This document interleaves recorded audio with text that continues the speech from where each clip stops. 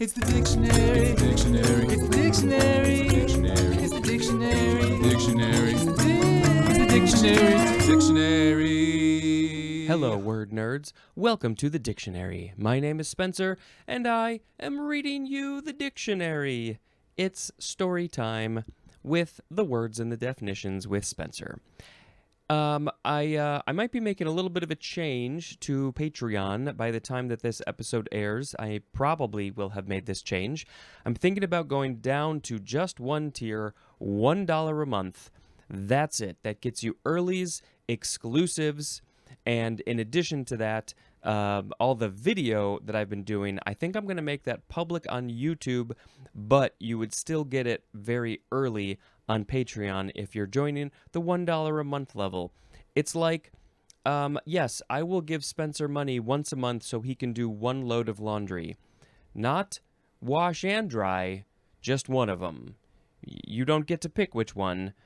That's on me to figure it out. Today, I'm recording this on September 25th. It is 7:10 a.m. in my work office, and it is now time to read the words. The first word is embryophyte. embryophyte. Noun from circa 1909. Any of a subkingdom of plants in which the embryo is retained within material tissue and which include the bryophytes and tracheophytes. Interesting. So the subkingdom is called embryophyta, but it seems like, it does mention the embryo, but it's interesting that there's also the bryophytes, which is embryophyte without the M. So what's a bryophyte? What's the bryo there? And is there a connection between embryo and bryo? I don't know. It's very fascinating. And so the embryo is retained within material tissue, which include the bryophytes and the tracheophytes. So it holds on to the embryo? I don't know. You got to go listen to the last episode to learn more about embryo. Okay, the sound effect today will be check, check. Next is embryo sac. 2 words, and sac is just S-A-C. Noun from 1844. The female gametophyte of a seed plant consisting of a thin-walled sac within the nucellus that contains the egg nucleus and other nuclei, which give rise to endosperm on fertilization. Something about these single-celled organisms coming together to make a thing. Let's see, embryo sac. It's the female gametophyte of a seed plant. Yeah, we're talking about plants here. Plants, baby, plants. Yep, it's all cell stuff.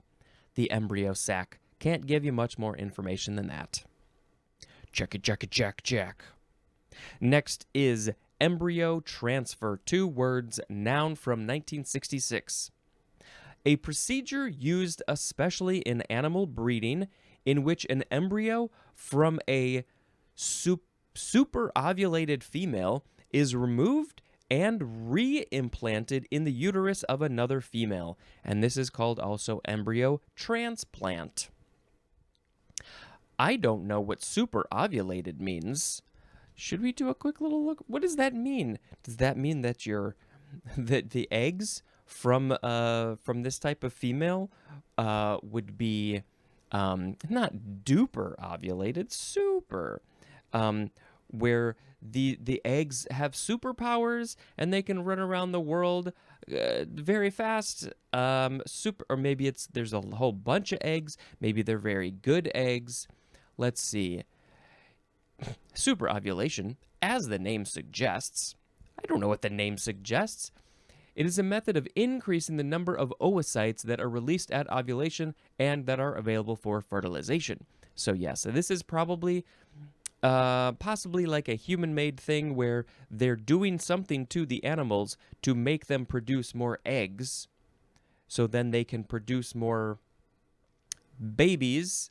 Let's see, we're talking about cows possibly, That's very likely that this is where we're talking about.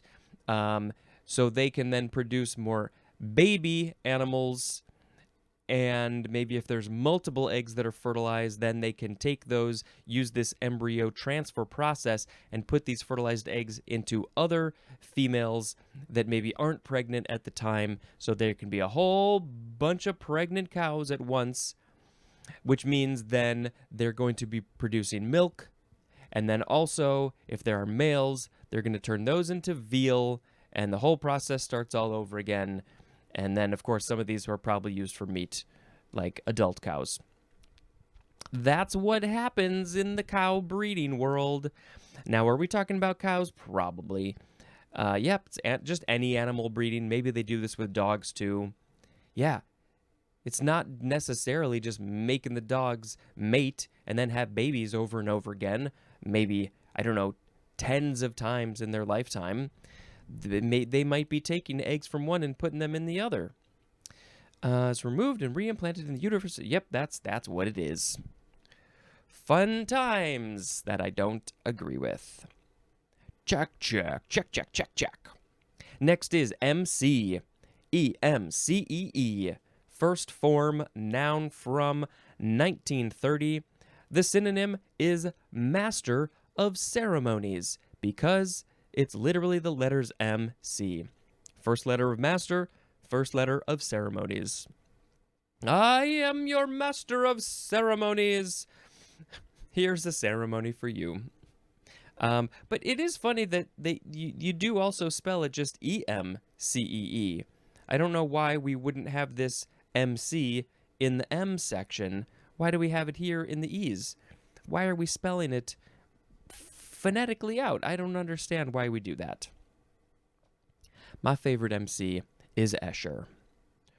Check 1, 2, 1, 2, 3, 4. The second form of MC is a verb from 1937. We are starting with transitive. To act as master of ceremonies of.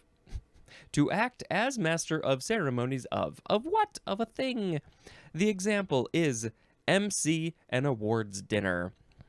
You're the host. You're the host with the most, with the microphone. You're standing up in front of the people, introducing the next guests, saying something witty after the previous guest. Maybe you're doing a little musical number.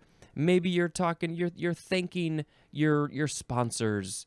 You're doing all those things. My dad has been an MC a number of times. He's MC'd some events. I think that would be fun to MC an event. Sharon and I had an idea for a sort of dog costume contest thing down our main our neighborhood, and maybe someday we'll do that. And then we would be the MCs. We would introduce the pets and their costumes and their favorite things, their turn-ons, their turn-offs, stuff like that. Okay, intransitive for MC verb is to act as master of ceremonies.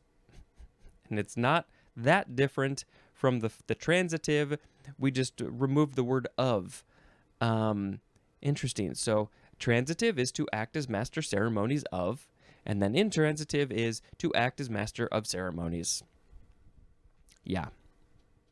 Let's see. And the etymology is the same. 1, 2, check. A, B, C, D. Next is a suffix, EME.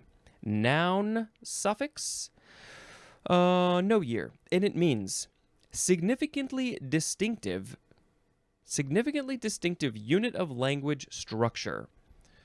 That sentence was a whole lot of words strung together I was not prepared for. Significantly distinctive unit of language structure, as in the example taxeme, Taxeme. And that example doesn't help me at all. So I guess throughout the life of this podcast, we will come across some words that end in EME, and it means significantly distinctive unit of language structure. It's distinctive from other units of language structures. I don't know what that means. The suffixes are hard because you don't get to immediately learn other examples. The prefixes are great because you got a whole bunch of examples right there. Suffixes, you got to wait. They're all mixed around in the whole book. Let's see. This is from phoneme with a PH, phoneme, which is a speech sound, or also just a phoneme. So, yeah, it's all about something about language, a unit of language. Taxeme. I don't know taxeme though. I'm more familiar with phoneme. A phoneme is just a sound. It's just a sound. A s, a, u, n, d. Check, check, check. Next is emend. Emend. Transitive verb from the 15th century. To correct, usually by textual alterations. Alterations. Yep, I'm reading that word right. To correct, usually by textual alterations, as in emended the manuscript. And I'm emphasizing the E because, well, for one thing, that's how it's pronounced. But also there's another word, amend or amend, which is different, but I believe it is related. They are related. So emend, correct, usually by textual alterations, as in emended the manuscript. So they're writing some text changes on there, maybe with a red pen. A synonym is the word correct. Emendable is an adjective, and emender is a noun. And it says this is from the Latin verb emendare, with an E, of course, at the start. But there is more at the word amend with an A or amend. So it's kind of like effect and affect. They are related, but they are different. You use them in different contexts, which is very hard for some of us to remember what those contexts are. How do I spell it? With an E or an A? So you got to go back to that word and see how is it different? Why is it different? Where is it different? When is it different? Check, check, check, check, check, check, check, check. Next is emendation. Yes, emendation. You can also just say emendation or emendation. Wait, emendation. Emendation. Noun from 1536. 1. The act or practice of emending. 2. An alteration designed to correct or improve. So the thing that is correcting or improving the thing, the little marks that you make on the side of the paper in the margins, that would be an emendation. Check, check, check, check, check, check, check. Next is an abbreviation, emer, E-M-E-R. It is an abbreviation for emeritus or emeritus, which I think that's going to be in the next episode. Yes, in the next episode. Emeritus. Professor Emeritus, that's a thing that people have said. Check, check, check, check, check. The next word is emerald. You can say it with 2 syllables or 3 syllables. You can say emerald or emerald. I believe that is correct, right? Emerald, yep. E-M-E-R-A-L-D. First form, noun from the 14th century. 1. A rich green variety of beryl prized as a gemstone. And beryl is B-E-R-Y-L. It's like one of those molecules, composite things. Woo! Emerald, yes, it's rich and green. And of course, in The Wizard of Oz, they went to the Emerald City where everything was green. But I think in the book, I think he gave everybody green glasses, which made everything look like they were green. They were not actually made of emerald. They were not fancy, important, rich, fancy gemstones. They just looked like it. Number 2 for emerald. Any of various green gemstones as synthetic, corundum, or demantoid. So I guess those, well, they're synthetic for one. They're not made by nature. They're made by humans. So obviously those are not nearly as good, he says sarcastically. But yeah, they're green. They're green gemstones. Some of them are fake. Some of them are made by nature. They're emeralds and other things. Let's see. This word comes from, why do we call you emerald? Wow, there's a whole lot of nothing. It's from the Greek. Somehow we got down to Greek smaragdos. Smaragdos. It doesn't say what that means, but it does say that there's more at the word smaragd. S-M-A-R-A-G-D. Okay, what is this word? I need to know this right now. S-M-A-R-A-G-D? This is not something I am familiar with. It's green. It's green. That's really all we need to know right now. I don't know how to pronounce it, but it's green. Very green. It looks like either a plant or a gemstone something. Interesting. Smaragd. Smaragd? Smaragd. Okay. Well, somehow that became emerald. It went from Greek to Latin to Vulgar Latin to Anglo-French, which is where the E got put at the beginning, and then Middle English, and then Modern English. That's an interesting... Went from smaragdos. Smaragdos. Great word. Okay. I think we did all of that, so now we have to move on to check, check, check. The second form of emerald is an adjective from 1508. Brightly or richly green. So we're not literally talking about gemstones or synthetic gemstones or even possibly plants, but anything that has a bright, rich green to it, which is really one of my favorite colors. It's emerald. I guess I really like emerald because I love green. I love that bright, rich green. I like deep greens too. I like them all the greens. Give me all your greens. Check. Check. The next word is emerald ash borer. 3 words, noun from 2002. A metallic green Asian beetle accidentally introduced into the U.S. and having a destructive larva that bores into the wood of ash trees. I mean, it's right there in the name. It's an emerald ash borer.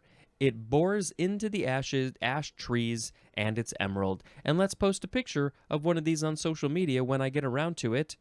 Oh, I just updated my phone, and I have a notes that I keep track of, like, this is the word, these are the words that I'm going to put in. I keep track of my hashtags and stuff. It's the one note that I lost when I updated my phone. The note's still there, but it was blank. It was totally blank. So now I gotta start over. I probably only had like 4 or 5 things on the list, but now I don't know what things I was supposed to post. This is technology, I tell ya. Okay, the emerald ash borer, the species name is Agrolus planipennis. And yeah, I'm curious to see what this looks like. It's a problem. It was brought into it's an Asian beetle, accidentally brought to the US, and it's a problem. It's a problem. Check. Check, check, check, check, check. If you couldn't tell, the check sound effect is from emcee. The emcee has got to check their microphone so the sound person can adjust the sound properly. The next word is emerald cut. 2 words, noun from 1926. A rectangular cut for a gem having a series of parallel facets on each side and at each corner. And I will post a picture of this as well on social media at dictionarypod, Instagram, Facebook, Twitter /X, and Threads. And I can't do more. I should remove the whole X thing, but we'll see where that goes. So it's rectangular. I think I can sort of visualize it in my head. I don't know my gems and my cuts and things really. But I don't know why this one's called emerald cut. Is it because emeralds would often get cut this way? And so now you can get any gemstone in an emerald cut? What's the reason for this? Maybe I'll look it up and put the link in the show notes for some information about why do we call the emerald cut the emerald cut. Check. Next is emerald green. 2 words, noun from 1646. 1. A clear, bright green resembling that of the emerald. It's clear. It's not clear. Clear? Like literally transparent? That doesn't make sense. A clear, bright green resembling that of the emerald. You know, if you want your walls painted in a bright green that's possibly clear, just maybe real saturated, then you would want to go find an emerald green from your local paint company. And then you can say, I live in the Emerald City. My condo, my apartment is emerald. It makes me feel like I'm in Oz. Number 2 for emerald green, any of various strong greens. So all of the strong greens are called emerald green. Check, check, check, check, check. Next is emerge. E-M-E-R-G-E. Or you just emerge. Emerge. That's how we say it. This one is an intransitive verb from 1536. No, 1563. It's a little bit of a dyslexia going on there. Number 1, to become manifest. Also, become known, as in new problems emerged. There's new things emerging all the time that you cannot predict, and some of those things are problems, and we must deal with them. They have been manifested from somewhere, and now we know about them. 2, to rise from or as if from an enveloping fluid? Am I skipping lines? To rise from or as if from an enveloping fluid. Also, come out into view. I didn't know why we had to put fluid in there, but the example says a diver emerging from the water. Go dive down, go look at the coral, look at the beautiful birds. No, fishes in the water. There's no birds in the water unless they're going to get the fishes. And then you come up and you get some air and you emerge. Emerge from the water. Your hair is wet and glistening. I don't know where we're going with any of this. Okay. Rising from or as if from an enveloping fluid. I guess you emerge from a fluid, yeah. Number 3, to rise from an obscure or inferior position or condition, as in someone must emerge as a leader. Who's going to do that? We need a leader, a good leader. Number 4, to come into being through evolution. And that is a very slow process, but evolution is constantly going, so something emerges from that, a new thing. But then there's the new thing that emerges, and a new thing that emerges, and that's evolution. It's just a constant change. The word emerge is from, the word emerge emerges from the Latin verb emergere, which is from e plus mergere, which means to plunge. So you go down, you're plunging into the water, and then the e prefix makes you come out of the water.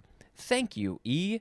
I can't live underwater. I need to emerge so I can breathe, because I'm not a fish, I am a bird. The bird emerges. There is also more at the word merge. They're related etymologically. Can you come up with a connection of how emerge and merge? You are emerging from a thing. You are unmerging. Maybe you were merged together and then you emerge from it, so you're not merged anymore.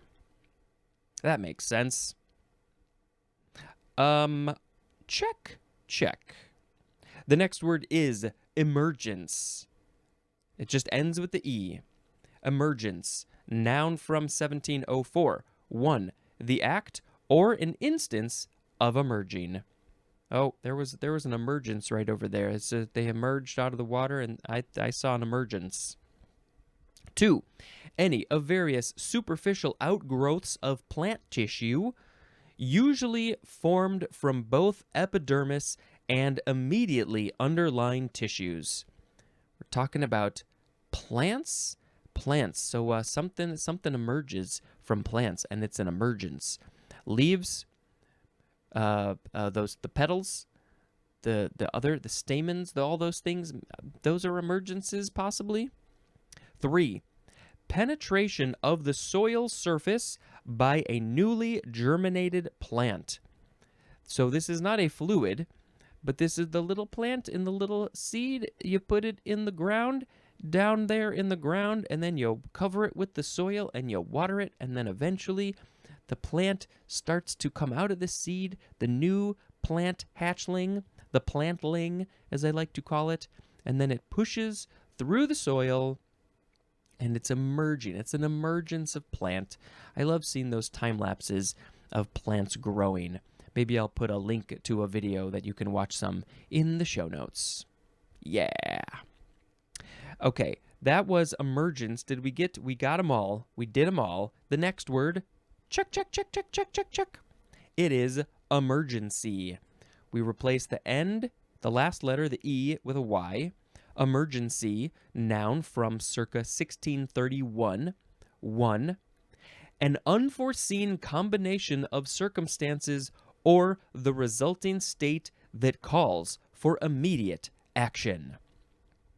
This is so vague, so wide-ranging. You can fit so many situations into this. This is why this is a well-written definition. Because you can't predict it, so it's unforeseen. You can't have foreseen it. Your sight doesn't go forward in that way. It does say it's a combination of circumstances or the resulting state. So there are circumstances that you cannot foresee, that you require immediate action. But then, or what happens from those, I guess, is also like, oh, we got to do something right now. We need to take action immediately. It is an emergency. Number 2, an urgent need for assistance or relief, as in, the mayor declared a state of emergency after the flood. So in that context, you still need the immediate action. But what's emergence? An urgent need for assistance or relief. We need some help, please. We can't just call the police and the fire people. We need some additional help. Maybe the National Guard has to be called out to this emergency. Nobody likes an emergency. You don't want to have to go to the emergency room, which, are we going to see? Yes, we're going to see that in the next episode. Yeah, I hate emergencies. I don't like them at all. They make me all stressed out. Can we just not have emergencies anymore? Can we do that, please and thank you? Now, there is no etymology. There is a synonym for the whole thing. It's juncture. I would not have picked juncture to be the synonym for the word emergency. That seems... Well, maybe when we get to the word juncture, it'll explain why. But yeah, it's weird that we don't have etymology. I guess it would be related to emergence and emerge. I guess this is a new thing that is happening, that has emerged. A new situation has emerged, and we really got to take care of it right now. We got to deal with this emerged situation. That's probably it. Okay, last word. Check. Emergency brake. 2 words. Noun from 1900. A brake, as on an automobile, that can be used for stopping in the event of failure of the main brakes and to keep the vehicle from rolling when parked. I still don't totally understand why you would necessarily need to put the emergency brake on, like if you're maybe on a little bit of a hill. I mean, I guess it's possible that something in the car is not going to work and it's just going to start rolling, but I don't understand cars well enough to know what that would even be. Like, could the brakes just fail if you're on a hill? If there's so much weight pushing on them? And then the emergency brake, it's either that lever in the older cars, or it's like a button, or sometimes it's like a lever down by your feet. And you gotta put that into effect. It's just an extra brake, I guess, on the cars. It's the backup brake. That's what we should call it. It's the backup brake. That's what I'm going to call it now. And, if you're on a hill, you might want to put this on, this backup brake, so your car don't go rolling. Rolling. You don't want that. The emergency brake. 1900. So, cars, I think, were invented not too much before that, so they must have put this in pretty early on. Huh. Maybe I should put a link in the show notes for emergency brake, learn about their history. How long after cars were invented did we get the emergency brake? What happened? So many accidents, probably. And now I think they're standard in all the vehicles. Don't forget the emergency brake. Okay, now it is time to pick a word of the episode. We've got embryophyte, embryo sac, embryo transfer, emcee, emend, emendation, emerald, emerald ash borer, emerald cut, emerald green, emerge, emergence, emergency, and emergency brake. Well, I very much like emerald green. I do like a good green color. Maybe I'll put a green on social media. It's like, wait, is this emerald green? Let's put an emerald green color up there. But I think I just got to pick MC as the word of the episode. Clearly, I'm the MC of this show. I'm the master of ceremonies. There's nothing else going on. It's just me, so it doesn't really count. Me, the MC. Yeah. But I think it would be fun to do some MCing in the future. Yeah, well, let's do that. That would be fun. MC, I'm your MC. I'm singing a song 'cause I'm your MC. Now here's your next guest. All right, I don't know. I'm feeling a little bit wonky this morning. This was maybe it's just weird words, or it's just a weird me. Both can be true. I'm going to talk about another movie I watched. Let's see. We are now on Searching for Bobby Fischer. Yep, that's the next one. I started to make little markers on my list here so I could remember where I left off. Hadn't seen this movie for 20 plus years probably. Yeah, it came out in, 92, I think? So yeah, it's been many years since I saw this. And it's good. It's a good story. Bobby Fischer is not in the movie. Don't think that when you go to watch it. It's about chess. It's about a little kid who is very good at chess, and I had totally forgotten that this is based on a true story. At the end, they give you the true story. Do they even show some pictures or something? I think they might. And the guy who this is based on, he was like 16 years old when this movie was made. He was still pretty young, and he actually has a cameo in the movie, so go look out for that. And can you imagine how weird it must be to have a movie made about you when you're 16 years old because you're this really talented chess player? And then as time went on, I think he ended up quitting chess. He was like, it's like I'm done. All this winning, I got sick of all this winning, and I didn't want to do that anymore. But it became like a thing. It was like, it's too much to like be trying to win all the time. I get that. I feel that. That would be very stressful. So he went on to other things. Good for him. That's the end of the episode. Thank you very much for listening and possibly watching on the YouTube channel. Go check it out. This has been Spencer dispensing information. Goodbye.